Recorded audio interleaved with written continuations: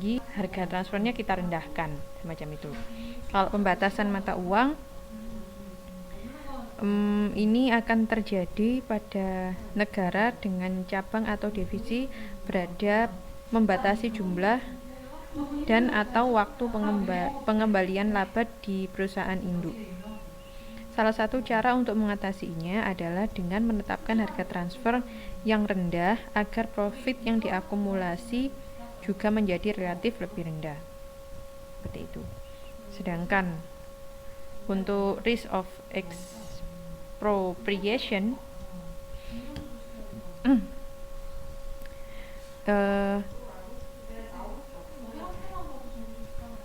perusahaan harus mengambil tindakan-tindakan pengaman yang diperlukan jika dia berinteraksi atau dia ada berhubungan dengan internasional, yaitu membatasi jumlah investasi, membangun hubungan yang baik, dan menetapkan harga transfer sehingga untuk mengirimkan kembali dana di negara tersebut sesegera mungkin ke negara asal perusahaan.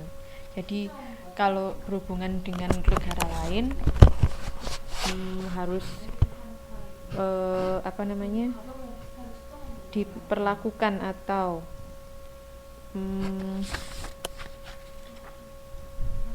tindakan-tindakan pengaman harus dilakukan agar segera mendapatkan uangnya, misalnya kasarnya seperti itu.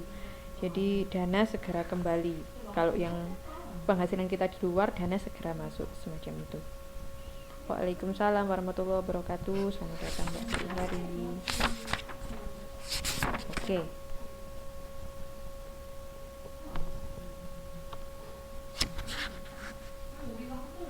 Sampai di sini ada yang ditanyakan teman-teman?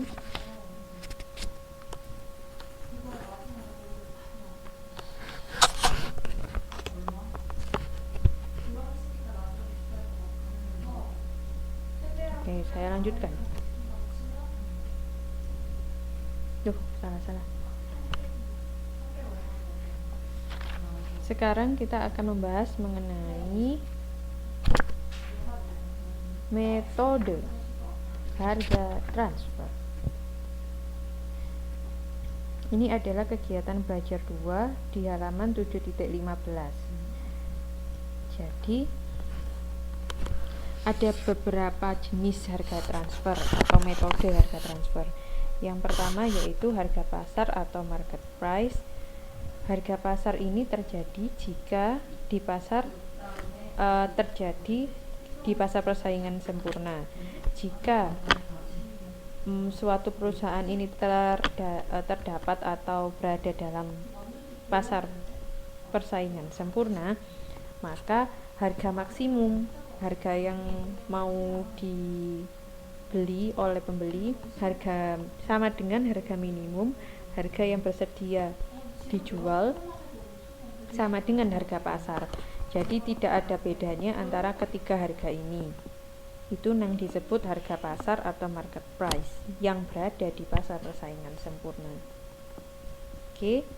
Yang kedua yaitu harga transfer negosiasi atau negotiated transfer price. Jadi pada metode kedua ini pembeli dan penjual atau di contoh sebelumnya divisi komponen dan divisi komputer, mereka bernegosiasi sebaiknya harga yang pas berapa, kurang lebih seperti itu.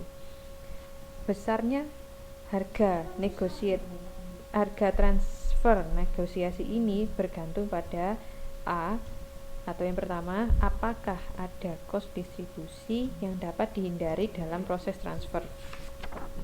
Teman-teman silakan dibuka halaman 7.16. Jadi contohnya ada di situ, ilustrasinya ada di situ. Jika transfer internal menghilangkan cost angkut atau cost distribusi, maka harga beli dari sisi divisi pembeli akan lebih besar daripada harga jual dari sisi penjual. Contohnya aja di situ. Bentar, saya tulis apa enggak ya?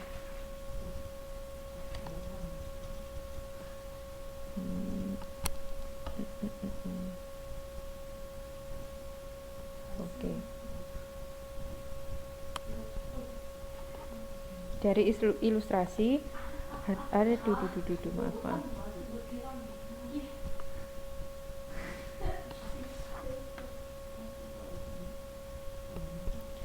Diketahui bahwa harga transfer maksimum atau harga yang sedia dibeli oleh pembeli adalah 23.000.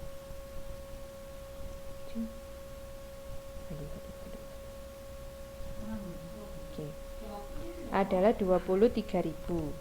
Sedangkan harga minimum itu harga yang sedia dijual oleh penjual adalah 20.000. Loh, kok bisa 20.000?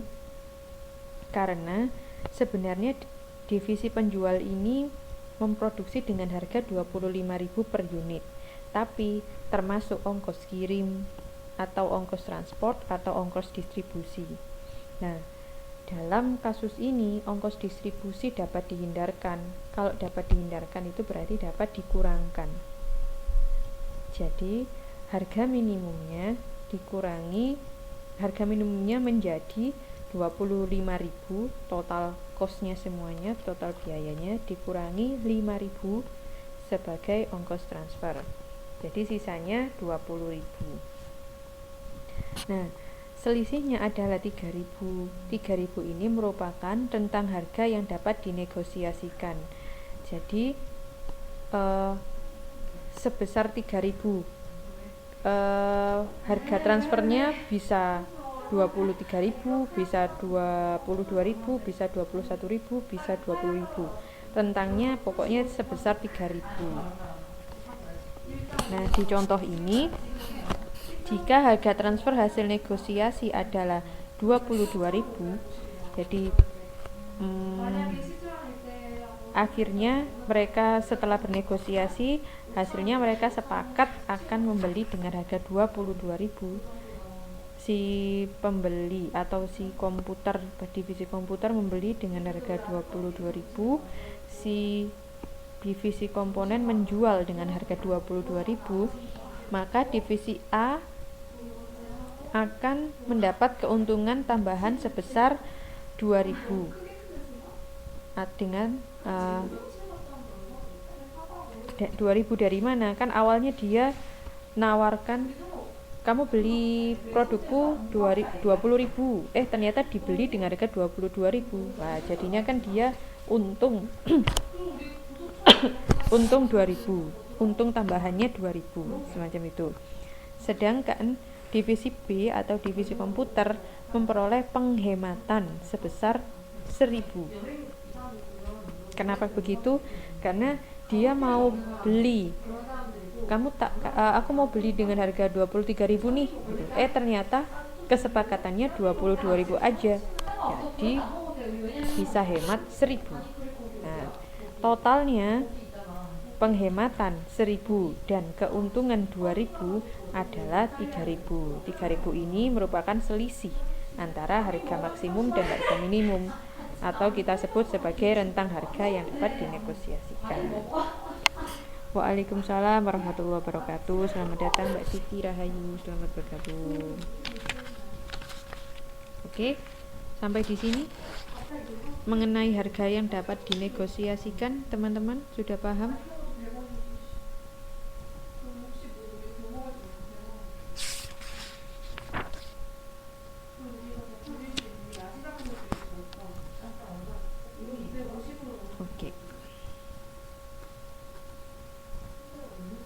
Kita lanjutkan. Kemudian setelah kita, jadi kalau harga transfer yang perlu kita pertimbangkan adalah apakah distribusi atau ongkos distribusinya bisa dihilangkan atau enggak. Misalnya bisa, maka kita hitung-hitung berapa rentang harga yang dapat dinegosiasikan. Nah, yang kedua, apakah divisi penjual memiliki kapasitas produksi yang berlebih? Contohnya di sini, harga maksimum yang